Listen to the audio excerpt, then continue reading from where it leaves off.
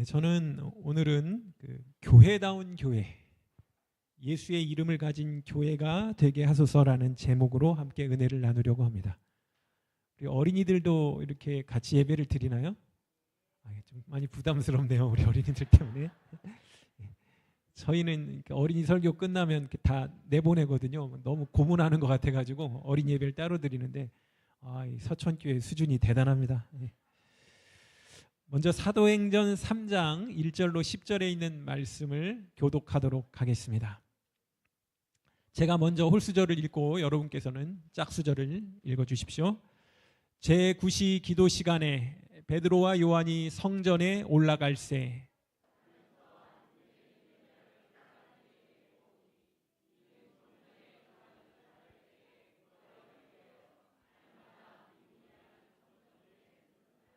그가 베드로와 요한이 성전에 들어가려 함을 보고 구걸하거늘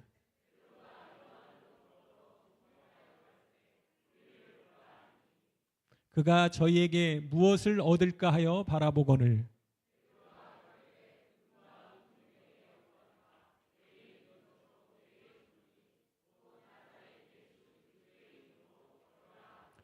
오른손을 잡아 일으키니 발과 발목이 곧 힘을 얻고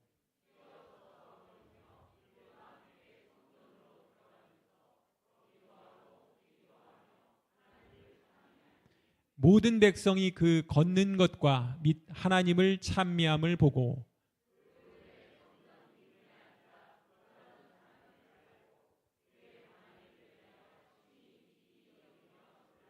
아멘. 감사합니다. 헐벗고 가난한 한 소년이 있었습니다. 예배를 드리고 싶어서 우리처럼 교회를 찾았습니다. 화려한 예배당은 잘 차려입은 사람들로 가득 찼습니다.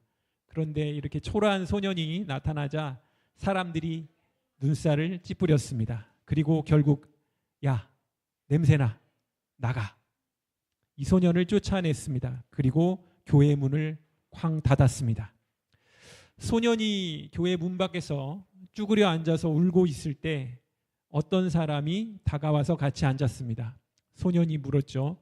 당신은 누구십니까? 그 사람이 말했습니다. 나는 예수다. 그런데 나도 너처럼 교회에서 쫓겨났단다. 오늘날 많은 사람들에게서 교회가 욕을 먹고 있습니다. 교인인데 저래 하면서 손가락질을 당합니다. 많은 젊은이들은 교회뿐만 아니라 신의 존재를 부정하죠. 그들은 인도의 간디가 했던 말처럼 예수는 좋은데 교회는 싫다라고 말합니다. 그런데 사실 안 좋은 부분들이 매스컴에 이렇게 크게 나와서 그렇지 교인들을 보면 대부분 참 선량하고 또 교회는 좋은 사람들이 모인 곳입니다. 특히 우리 재림교회는 어디를 가나 더더욱 그렇습니다. 제가 생각할 때 이 서천에서 가장 양심적이고 선한 분들이 모여 있는 곳을 찾으라고 하면 바로 우리 서천 재림교회가 아닐까 생각이 됩니다. 교회 앞에 노숙자가 나타납니다.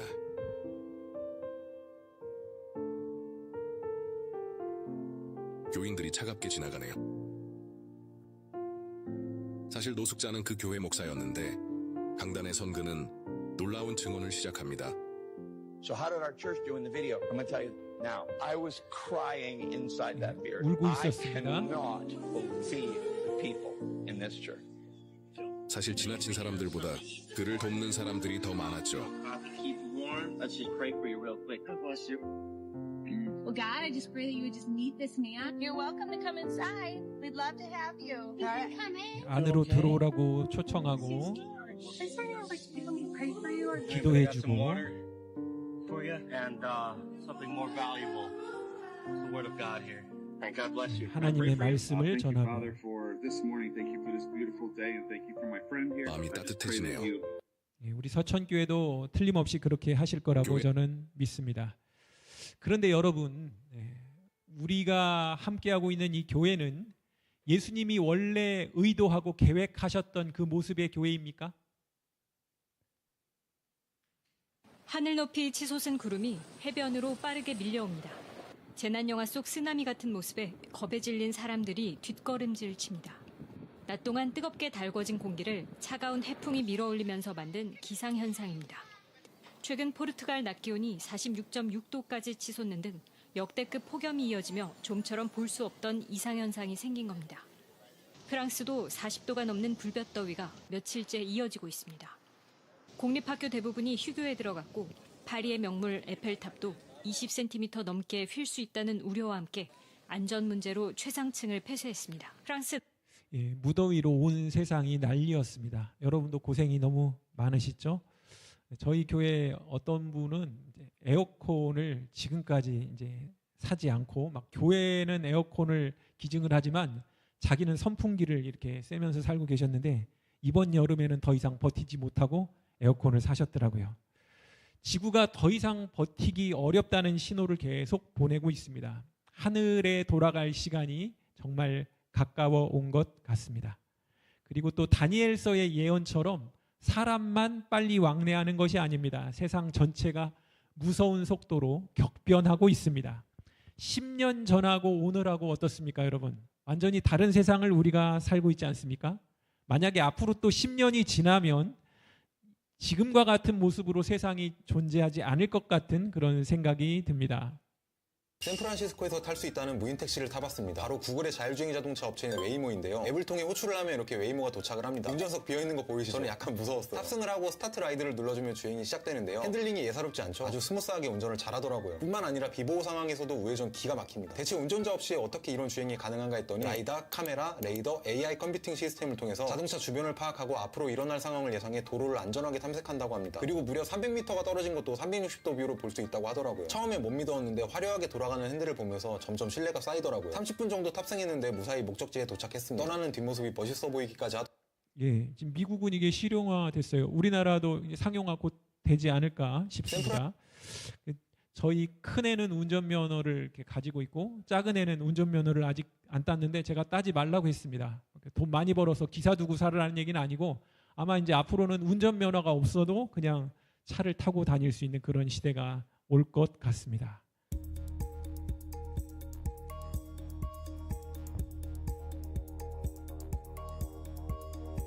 이제 앞으로는 시험관 시술이나 대리모 이런 것들이 필요 없습니다. 로봇 배에다가 아이를 인큐베이터처럼 키우는 거죠. 逐渐的一些年轻人不想怀孕，又想要孩子，所以说呢，这个打造一个人造的一个子宫，完全就模仿这个人的这个子宫。计划是在1年之内，我们会。 한 2천만 원 정도면 사람 그 자궁하고 똑같은 수준의 그런 자궁을 만들어서 이제 아이를 출산하겠다. 이제 지금 중국에서 그렇게 하고 있어요. 조금 도덕적인 문제는 있지만요. 인구 소멸 걱정은 안 해도 될 것 같은 생각이 듭니다. 뭐 몇 년 전 이야기죠. 벌써 알파고하고 이세돌하고 바둑을 뒀습니다. 누가 이겼습니까? 알파고가 이겼잖아요. 이세돌이 그리고 나서 그냥 은퇴를 해버렸어요. 인공지능이 더 발달하게 되면 앞으로 무슨 일이 일어날지 모르겠습니다. 사실 4차 혁명 그랬는데 이게 이제 과학의 발달로 우리가 얻는 것보다 인공지능 때문에 밀려난 사람들이 어떻게 먹고 살아야 되는지 이것에 대해서 고민하게 되는 그런 세상에서 우리가 살아가고 있습니다. 최근에 이제 AI가 뭐 이런저런 일들을 다 대체를 해버리니까요. 여기저기서 실제로 감원이 일어나고 있어요. 젊은 20대, 30대가 직장을 잃고 있습니다. 제가 몇 해 전에 삼육식품 봉합 공장에 갔다가 깜짝 놀랐습니다. 거기 이제 사장님이 이것저것 보여주시는데 이미 모든 걸 다 로봇들이 하고 있더라고요. 사람은 그냥 몇 명 여기저기 서서 로봇들이 실수하는 것만 바로 잡아주는 그런 역할을 하고 있었습니다. 이렇게 격변하는 세상에서 우리가 어떻게 신앙을 지키면서 또 영향을 끼치고 살 수 있을까요? 지금 우리가 가지고 있는 것은 무엇이고 이 세상에 무엇을 줄 수 있겠습니까? 사도행전 3장과 4장을 보시면 예루살렘 교회의 초기 모습을 보실 수가 있습니다. 그리고 또 교회가 뭘 가져야 하는지를 우리에게 자세하게 알려주고 있습니다. 특별히 오늘 본문은 예루살렘 성전에 올라가다가 안진뱅이를 고치는 기적을 소개하는데요. 저는 이 베드로가 안진뱅이를 고치는 기적 이야기를 통해서 이 세상 속에서 우리 교회가 가져야 하는 참 모습에 대한 교훈을 찾고 도전을 얻기 원합니다. 먼저 이때는 초대교회가 성령을 받고 나서 복음이 정말 능력 있게 교회를 통해 전해지고 있던 시기였습니다. 예루살렘 교회는 영광스러운 교회였습니다. 이 교회는 최고의 부흥을 누리는 교회였습니다. 서천교회도 정말 열심히 선교하시는 분들의 이야기를 제가 목사님을 통해서 들었습니다. 헌신하는 분들이 많이 계시는 좋은 교회로 소문난 그런 교회인데요. 서천교회뿐만 아니라 역사상 어느 교회도 이 초대교회처럼 부흥을 누리지는 못했습니다. 적어도 늦은 비 성령이 내릴 때까지는 앞으로도 그럴 거라고 생각이 됩니다. 사도들이 거침없이 기별을 전했습니다. 같이 읽어보겠습니다. 또 시작. 또 여러 말로 확증하며 권하여 이르되 너희가 이 패역한 세대에서 구원을 받으라. 아멘. 확증한다는 것은 확실히 증명하는 거죠. 이렇게 증명을 하면서 예수님을 증명하면서 복음을 전했습니다. 그들의 기별이 놀라운 반응을 일으켜서 신도의 수가 하루에 몇 명이 증가했어요? 3,000명이 회개를 합니다. 우리는 1년에 침례 10명 주는 것도 정말 힘든데 어떻게 하루에 3,000명이 침례를 받았을까요? 뭐가 이런 부흥을 가능하게 했을까요? 바로 성령이었습니다. 그들이 어떻게 성령을 받았습니까? 또 성령을 받은 다음에 성령을 놓치지 않도록 그들이 어떻게 했습니까? 그들은 기도했습니다. 본문에 보면 제9시 기도 시간에 성령을 받은 것을 계속 유지하기 위해서 성전에 기도하러 올라가고 있었습니다.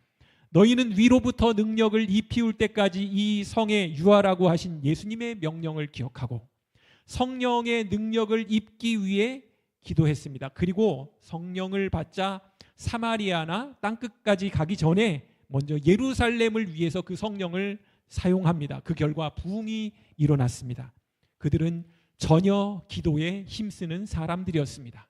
그리고 사도들의 권면 중에 제일 주요한 것 하나는 뭐냐면 기도였습니다. 쉬지 말고 기도하라. 그러므로 우리 교회가 이 초대교회의 모습으로 돌아가려면 무엇보다도 기도의 욕심을 내야 되겠습니다. 또 기도하는 시간을 많이 갖게 되시기를 소망합니다.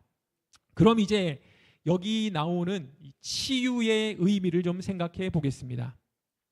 누가가 기록한 사도행전에서 처음으로 그것도 구체적으로 기적을 기록한 곳이 바로 이 이야기인데요. 우리는 여기서 스스로 해결할 수 없는 문제를 가지고 살아가는 그 세상 사람들을 사도들이 어떻게 도와주었는지 그것을 찾아볼 수 있습니다. 이 사도들의 모습을 통해서 교회가 무엇으로 참 교회가 되는지를 한번 생각해 보도록 하겠습니다. 안진뱅이가 베드로와 요한에게 무엇을 요구했습니까? 돈을 요구했습니다. 돈이 모든 걸 다 해결할 수는 없지만요. 세상에서는 보니까 돈으로 안 되는 것보다 되는 게 훨씬 더 많은 것 같습니다. 물론 아무리 돈이 많다고 해도 모든 문제를 다 해결할 수는 없죠. 로또 1등, 그것도 역대 2위 금액인 242억 원에 당첨된 남성이 5년 만에 그 돈을 모두 날리고 사기 혐의로 쇠고랑을 찼습니다. 검거될 때는 찜질방에서 아르바이트를 하면서 숨어 지내고 있었습니다. 일장춘모, 김도훈 기자입니다. 예, 기자가 한 얘기는 그냥 넘어가도록 하겠습니다. 여러분 같으면 저렇게 안 하시겠죠. 참 안타까운 그런 일인데요. 그런데 이 돈을 요구한 이 안진뱅이가 베드로에게, 요한에게 돈을 요구할 때 베드로와 요한이 어떻게 했습니까? 그에게 돈보다 더 필요한 것을 주었습니다.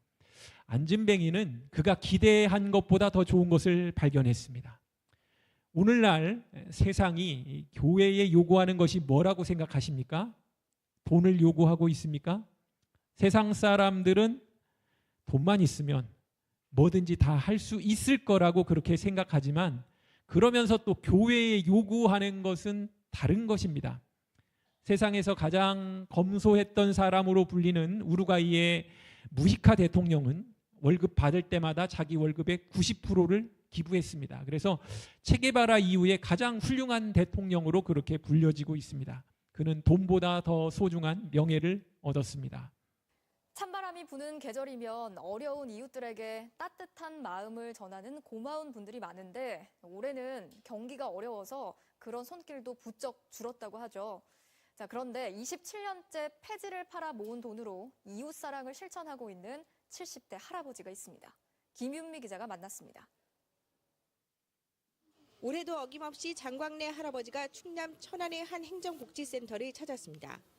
할아버지가 멋쩍게 품에서 꺼낸 건 10,000원짜리 온누리 상품권 100장. 올해 폐지 가격이 더 떨어져 지난해 200만 원보다 많이 부족하다며 그래도 어려운 이웃을 위해 써달라고 전합니다. 할아버지의 나이는 올해 77살. 매일 자전거를 타고 동네 곳곳에 돌며 주운 폐지를 팔아 차곡차곡 모은 돈으로 이웃사랑을 실천하고 있습니다. 적은 돈이니까 봉차에 넣으면 없어지지 않아요. 그러니까 바로 고물가에서 팔아가지고 그 돈 생기면 바로 은행으로 가는 거죠. 은행에 가서 저 예금 통장을 따로 만들었어요. 할아버지의 선행은 벌써 27년째. 가정 형편이 어려운 학생들에겐 장학금을, 먹고 살기 힘든 이웃에는 따뜻한 밥 한 끼와 쌀, 라면 등 다양한 물품을 전해왔습니다. 언제가 가장 행복해? 현이라고 하는 예수님을 믿는 가수입니다. 제가 뛰게 된 이유가 그 은총이라는 아이를 만나고 이 아이 돕게 같이 이제 응원하겠다고 하면서 장애를 가진 아이들에게 제일 필요한 게 뭔가 그랬더니 우리나라에 어린이 전문 재활병원이 없더라고요. 그래서 그거 이제 어떤 재단에서 그걸 짓겠다 그래서 그 짓는 걸 돕고자 이렇게 뛰기 시작한 거거든요. 그런데 그때 처음에 예산이 320억이었어요. 그 병원 짓는데. 그게 총 나중에 440억인데 그게 지어졌어요. 아, 그럼 네가 뛰면서 그 후원금을 혜영이하고 저하고 기부도 하고 그러니까. 그리고 또 모금도 하고 또 그리고 재단에서도 모금하고 같이 이렇게 해갖고 뭐 정말 대단하다. 끝까지 해서 지어야 되겠지라는 생각은 있었는데 그게 진짜 딱 눈에 이렇게 다 지어져갖고 딱 그러니까 진짜 그건 작은 인연을 시작으로 기적을 이뤄낸 션과 정혜영 부부의 선한 영향력. 모금을 얼마나 했어? 저하고 혜영이가 그러니까. 번 돈으로 한 게 한 55억 대요. 예, 저분은 자기 집은 그냥 전세 살면서 이렇게 벌은 거를 갖다가 다 저렇게 기부한 그런 그리스도인입니다. 제가 이제 그 서해삼육 학교에 있을 때 한 여름에 이렇게 생긴 고3 학생이 목회실로 찾아왔습니다. 그 기간에 오는 고3들은 대부분 이제 생활기록부라고 해서 그 내용을 좀 고쳐달라고 옵니다. 요즘에는 이제 학력고사나 수능 성적만 갖고 대학을 가는 게 아니고 미국처럼 학교 성적 또 학교 생활기록부 내용을 가지고 대학을 가니까 좀 더 잘 써서 자기가 대학을 잘 갈 수 있게 해달라고 막 찾아와요. 저도 어떤 동아리 지도를 맡아서 이 아이들 거를 기록을 해줬는데 이 학생이 찾아왔습니다. 얘는 또 뭐를 고쳐줘야 하나 이렇게 생각을 하고 있는데 이 친구가 자기는 이 봉사 동아리 활동을 제대로 하지 않았으니까 자기 거는 지워달라고 하더라고요. 그래서 야, 요즘 세상에 이런 놈이 다 있나 이런 생각이 들었습니다. 그런데 이 친구가 나중에 우리나라 전체에서 한 10명 정도를 뽑아서 장학금을 주는 드림 장학생에 선발이 됐습니다. 충청남도에서는 이 학생 딱 1명만 선발이 됐습니다. 이게 뭐냐면요, 가정 형편이 어려운 친구 중에 공부도 잘하고 인성도 좋아서 얘는 정말 미래가 촉망되는 애니까 나라에서 좀 얘를 도와주자. 그래서 뽑아가지고 나라님이 미국이라든지 이제 유럽의 선진국에 있는 세계 50위권 안에 드는 대학에 유학을 보내줍니다. 학비도 생활비도 그리고 1년에 한 번씩 우리나라 왔다 갈 수 있는 비행기 티켓도 유학을 준비하기 위해서 뭐 토플 공부하는 비용 노트북도 사주고 다 대줘가지고 한 3억 정도를 지원해 줍니다. 아무나 뽑지 않는 이 장학생에 이 친구가 뽑혔고 서울대보다도 이제 대학 순위가 더 높은 미국의 미시간 주립대학에 합격을 해서 지금은 이제 졸업을 했습니다. 돈이 필요한 정직한 학생에게 이런 방법을 통해서도 하나님께서 도와주시는구나 제가 그거를 체험을 했는데요. 여러분, 태어나면서부터 안진뱅이가 된 그 사람을 돈을 많이 주면 일으켜 세울 수 있겠습니까? 돈으로 병이 낫는다면 이 아이폰을 만든 스티브 잡스는 왜 죽었을까요? 세상이 우리 교회에 바라는 것은 돈은 아닌 것 같습니다. 그들은 우리에게 돈보다 더 긴급하고 중요한 것을 요청하고 있음을 기억하게 되시기를 바랍니다. 그 프랑스의 한 그 해안에 있는 등대에는요, 그 등대지기 연봉이 16억이래요. 숙소도 제공해 주는데 수년째 이 등대지기 자리를 채우지 못하고 있다고 합니다. 여러분 16억 받으면 한번 나 가서 1년 정도 가서 등대지기 하고 살고 싶다 이런 분 계십니까? 몇 분 계시네요. 근데 왜 사람들이 지원을 안 하냐면요, 이 등대가 세계에서 제일 위험한 등대래요. 파도가 칠 때는 높이가 18m 이렇게 와서 치고 폭풍우가 휘말릴 때는 완전히 단절이 된다고 합니다. 접근할 수 있는 방법은 오로지 헬리콥터. 기상이 악화되면 대피할 때도 없대요. 그래서 이 프랑스에서 막 고액 조건으로 인력을 이렇게 모집을 했지만 지원자가 거의 없었다고 합니다. 목숨을 걸어야 하고 외부와 완전히 단절이 돼야 되고, 그러니까 16억을 준다고 해도 지원자가 없는 거죠. 이 세상 사람들은 어찌 보면 이 등대지기처럼 외롭고 쓸쓸한 길을 걸어가면서 길동무를 필요로 하고 있지 않은지 모르겠습니다. 이제 성전 미문에 앉아있던 안진뱅이를 보겠습니다. 그는 언제부터 안진뱅이였을까요? 나면서부터. 원어로 보면요, 엄마 뱃속에서부터 안진뱅이였던 사람입니다. 그는 태어나면서부터 지금 40살이 됐는데 그때까지 한 번도 움직여 본 적이 없습니다. 아무런 희망이 없는 사람이었습니다. 자기 힘으로 이동이 불가능한 병자였습니다. 그런 그를 사람들이 이 성전 미문에 날마다 데려다 주었습니다. 이 안진뱅이를 성전 미문에 옮겨준 사람들은 친절을 베푸는 아주 착한 사람들이었을까요? 아니면 이 사람을 통해서 앵벌이를 시켜가지고 이득을 취하는 좀 조폭 같은 그런 사람들이었을까요?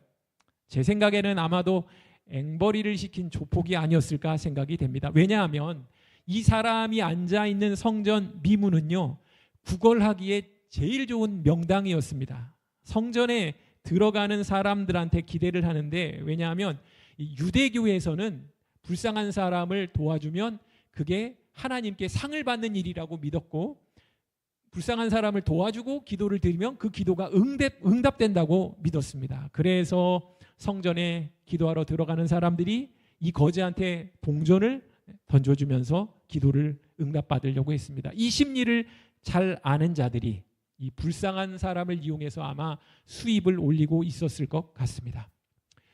여기서 잠깐 안진뱅이하고 오늘날 세상의 모습을 비교해 보겠습니다. 둘 사이에 비슷한 점이 있습니다.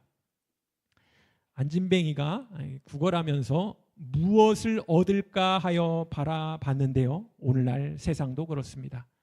우리로 하여금 자기들에게 꼭 필요한 것을 교회가 채워주기를 바랍니다. 물질적인 필요도 그렇지만 그것보다도 교회에게 바라는 것은 영적인 갈증을 시원하게 채워줄 진짜 교회를 만나기 원합니다. 안진뱅이가 눈을 들어서 베드로와 요한을 보았습니다. 우리를 보라라고 했으니까 그냥 뭐 이렇게 몇 푼 던져주고 지나가는 사람들하고는 분명히 다를 거라고 생각을 했겠죠.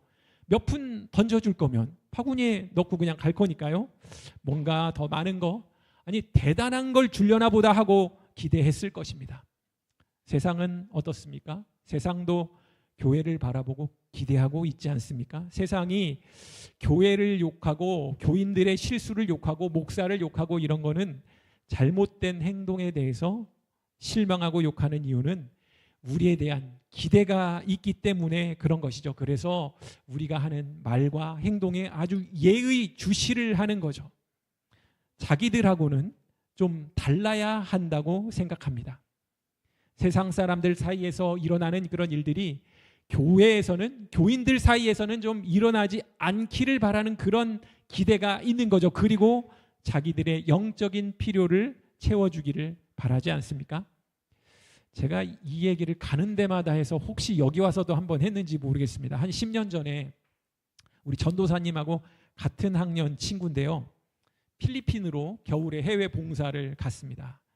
어떤 작은 마을에 집을 지어주고 그리고 마지막 날 아침에 우리 대원들이 그 마을 사람들한테 선물을 좀 주고 떠나기로 했습니다. 이제 거기는 뭐 천 같은 게 부족하니까 우리가 잠시 덮기 위해서 갖고 갔던 이불이라든지 수건이라든지 이것만 주기가 미안해서 마트에서 학용품도 사고 과자도 사고 해서 이렇게 나눠주는데 한 친구가 자기가 가지고 간 모든 옷과 신발, 뭐 나이키, 또 잠바 이런 걸 다 그 마을 사람들한테 주고 왔어요. 그리고 필리핀에서 기념으로 산 슬리퍼 1개, 그리고 한국에 돌아오면 이제 입을 두꺼운 외투 요거 하나 빼고는 나머지를 다 줬습니다. 제가 그 친구를 보면서 참 감동을 받았습니다. 그 친구가 좀 학교에서 문제가 있는 학생이어서 담배도 태우고 뭐 그래가지고 얘를 해외 봉사대 데리고 갔다가 괜히 우리가 망신만 당하는 거 아니야? 이래가지고 안 데려가려고 했던 친구인데 거기 가서 하는 행동을 보니까 저보다 훨씬 더 이렇게 마음이 선하더라고요. 그런데 여기서 이야기가 끝이 아닙니다. 이 학생이 이제 시간이 지나서 대학에 원서를 넣었어요. 근데 공부를 잘 못하는 학생이었습니다. 서울로 대학을 가고 싶어서 삼육대학교를 지원하려고 하는데 뭐 이 친구의 성적으로는 좀 많이 부족합니다. 경영정보학과라는 데를 자기가 가겠다고 이렇게 원서를 넣어야 되는데 요즘엔 이제 다 인터넷으로 넣거든요. 근데 이 친구가 그것도 제대로 못해가지고 경영정보학과보다 좀 더 센 경영학과를 넣었습니다. 뭐 바꾸려고 해도 안 되는 거예요. 그리고 이제 수능 시험을 봤습니다. 그때 당시에는 삼육대학에 입학을 하려면 이제 그 수능 시험을 봐서 적어도 한 과목은 3등급을 맞아야 됩니다. 한 과목은 시험 본 친구들 가운데 100명이 시험을 봤다고 하면 23등 안에는 들어야지 이렇게 합격할 수 있는 자격을 얻게 되는데요. 그 한 과목을 정말 잘 준비를 했어요. 23% 안에 들으려고 그 도덕, 뭐 생활과 윤리라는 과목을 열심히 준비를 했는데 이 친구가 거기서 23% 안에 3등급 안에 들었을까요? 못 들었을까요? 못 들었어요. 근데 우리 학교는 아랍어를 배우지 않는데 이 친구가 어떻게 잘 찍어서 학교에서 배우지도 않는 아랍어를 3등급을 맞췄습니다. 하나님께서 도와주셨을까요? 알라신이 도와줬을까요? 삼육대학교가 발표가 이제 드디어 합격자 발표가 났습니다. 이 친구가 붙었을까요? 떨어졌을까요? 떨어졌습니다.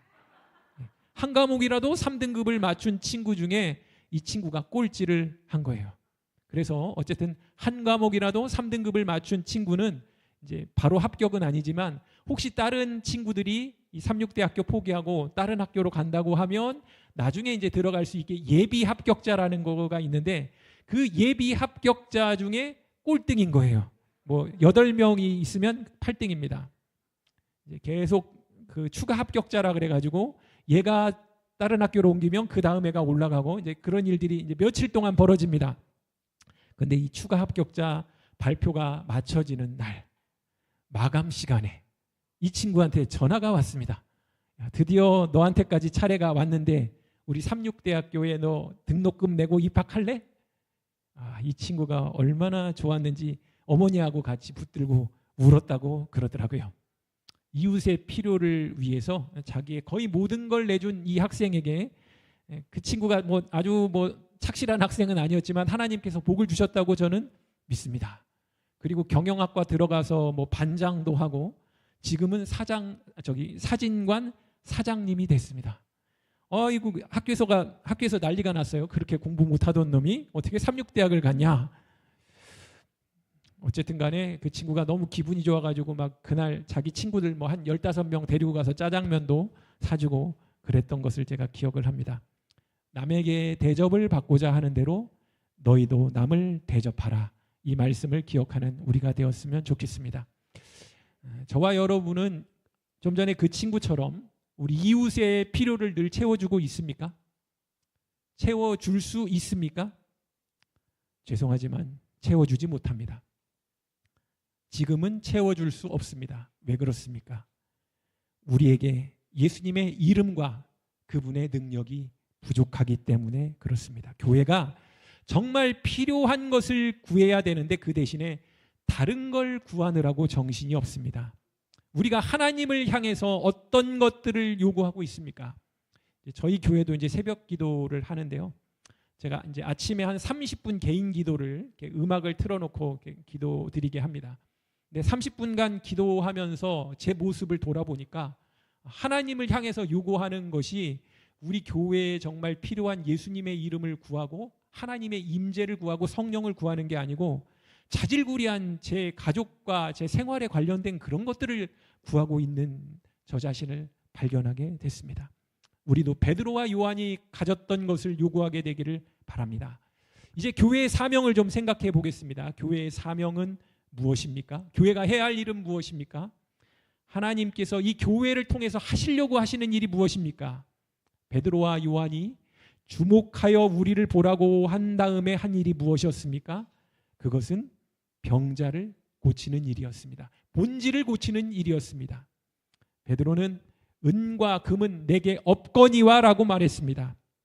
우리에게도 필요한 것이 은과 금이 아니라 모든 문제를 해결하실 수 있는 생명의 본질인 예수 그리스도이십니다. 예수님이 우리에게 필요합니다. 교회의 사명이 무엇입니까? 먼저 세상으로 교회를 통해서 나를 통해서 예수님을 보게 하는 것이고요. 그 다음에는 내게 있는 것, 곧 나사렛 예수의 이름과 능력으로 세상에 내어주는 것입니다. 우리는 우리를 통해서 이 세상으로 하나님의 영광을 보게 해야 합니다. 또 우리에게 있는 예수 그리스도를 주어야 하겠습니다. 갯벌에서 빠져나오지 못하는 한 남자. 안간힘을 써서 노력하지만 소용없습니다. 굴착기가 땅을 파서 도와주지만 이 또한 실패입니다.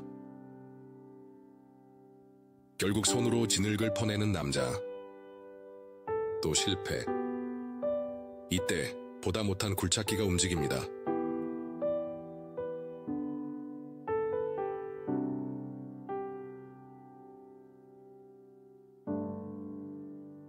힘의 차이가 느껴집니다. 나의 작음을 알고 그분의 크심을 알 때 그분은 일하십니다. 우리도 그렇지만 늪이나 갯벌에서 이렇게 빠져가지고 나오지 못하는 사람을 구한 이 포크레인처럼 죄악의 늪에서 우리를 건져내실 수 있는 예수님을 우리의 이웃들에게 소개하게 되기를 간절히 소망합니다. 금으로 해결할 수 없는 인생의 근본 문제를 고치시는 예수님이 계십니다. 그분은 위대한 능력을 가지신 하나님이십니다. 이 예수께서 우리 안에 거하실 때 우리도 능력이 있게 될 것입니다. 그때 우리는 참된 교회를 볼 수 있는 것이죠. 교회의 부흥은요, 바로 기도를 통해서 일어나는 것이죠. 다른 무엇보다도 이렇게 우리가 기도를 통해 하나님 앞에 나아가야 할 때라고 저는 믿습니다. 개인적인 문제를 안고 씨름하면서 살아가는 여러분들이시오. 또 교회의 부흥을 위해서, 또 교회의 문제를 위해서 씨름하면서 살아가는 우리 성도님들, 예수님께 도움을 구하게 되시기를 바랍니다. 그리고 하나님을 붙드시기 바랍니다. 허공에 매달려 있는 거미를 좀 건드려 보셨습니까? 그렇게 하면 거미가요, 이 실 같은 거미줄을 타고 단숨에 위로 올라갑니다. 근데 이 줄이 너무 가늘어 가지고 우리 눈에는 잘 안 보여요. 그렇지만 거미는 허공에 매달려 있는 것처럼 보여도 무언가에 붙어 있습니다. 어떤 힘이 급히 올라가는 이 거미를 떠받치고 있어요. 그게 우리 눈에 보이지 않지만요, 저와 여러분도 예수님께 연결되어 있다면 그 거미와 같으리라고 믿습니다. 최근에 이제 읽은 한 책인데요, 여러분도 이 책을 읽으셨는지 모르겠습니다. 루마니아가 공산 치하에 있을 때 젊은이들이 기도해서 교회가 엄청난 부흥을 경험을 했는데 사단이 막 화가 났어요. 그래서 이 교회를 공격하는데 어떻게 공격하냐면요, 지금 여러분 주차장에 좀 문제가 헌신까지 하시고 했지만 아직 해결이 안 됐다고 제가 들었는데요, 루마니아의 대통령이 도시구역을 이제 재정비하라고 했습니다. 그런데 그 철거 대상에 우리 교회도 포함이 되어 있었습니다. 어느 날 경찰이 찾아왔습니다. 이 교회를 철거해야 한다라고 말했습니다. 교인들이 모두 간절히 기도했습니다.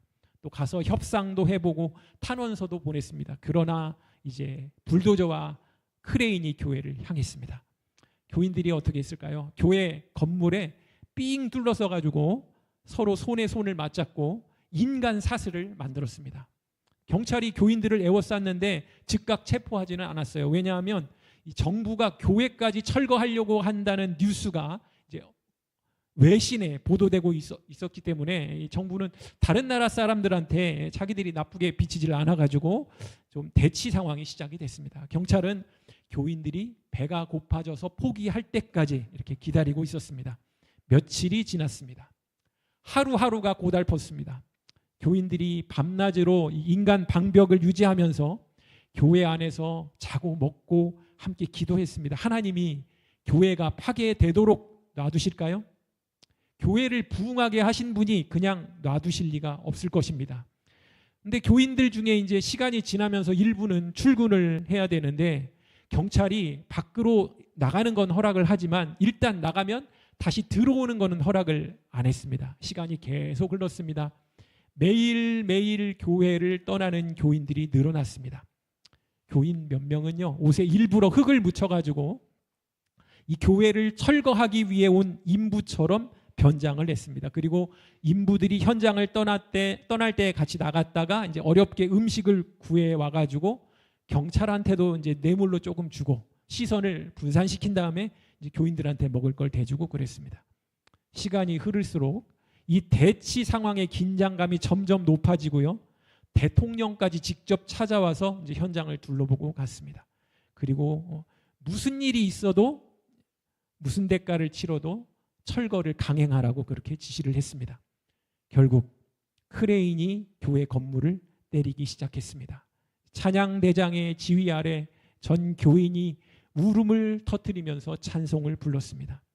교인들이 눈물로 기도했고 결국 교회는 거대한 잔해더미가 되었습니다. 그렇게 교회가 사라졌습니다. 하나님이 어째서 이런 일이 벌어지는데 그냥 보고만 계신 걸까요? 한번 같이 읽어보겠습니다. 시작. 하나님께서 이런 일을 허용하셨다면 그분에게는 다른 계획이 있는 것이며 우리는 계속 기도해야 한다. 그때부터 이제 교회가 사탄한테 전쟁을 선포합니다. 우리는 계속 기도하겠다. 이제 이 교회 하나만이 아니라 더 많은 교회를 달라고 하나님께 구하겠다.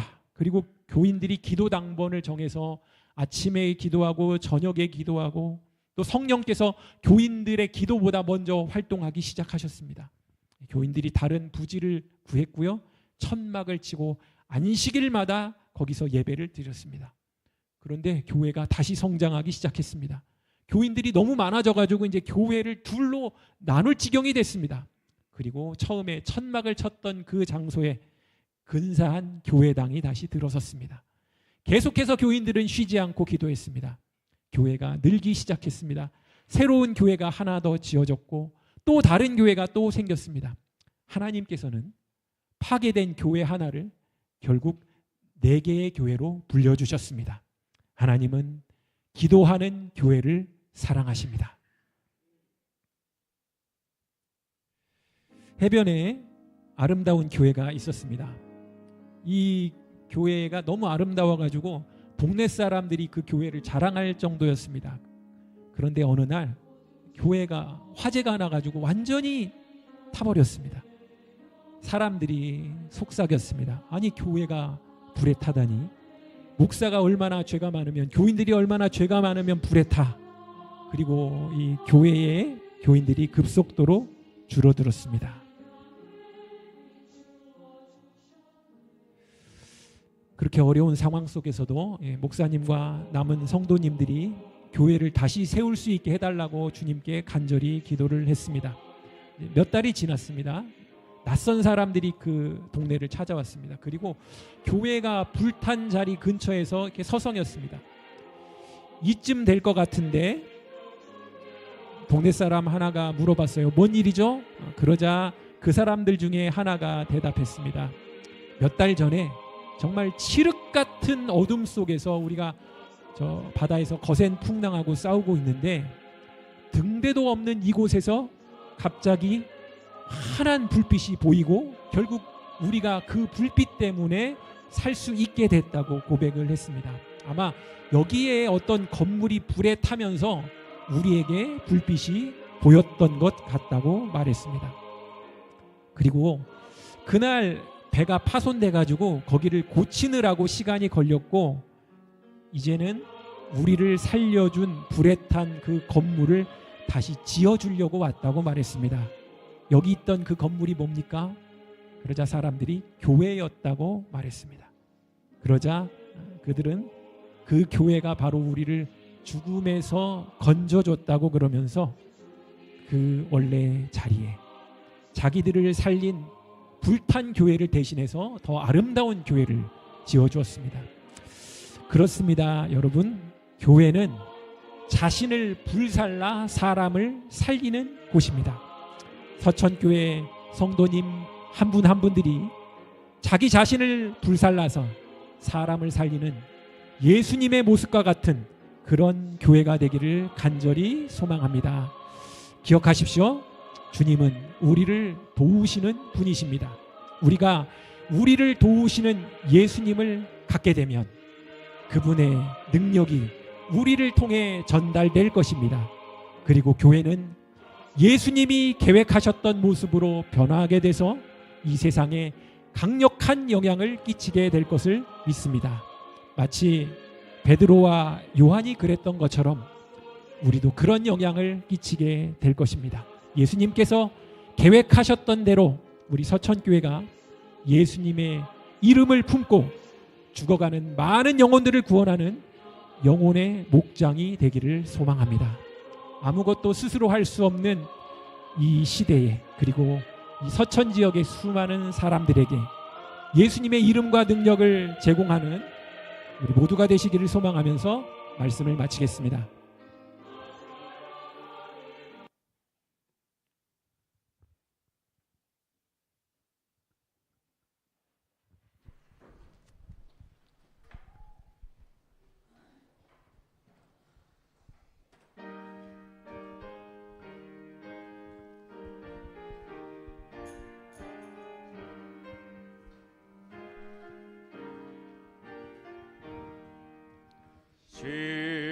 시온성과 같은 교회 그의 영광하옵다. 허락하신 말씀대로 주가 친히 세웠네. 반석 위에 세운 교회 흔들 자가 누구뇨. 모든 원수해워서도 아무 근심 없도다. 생명샘이 흘러나와 모든 성도 마시니 언제든지 솟아나와 부족함이 없도다. 이런 강이 흘러가니 누가 다시 가려랴. 주의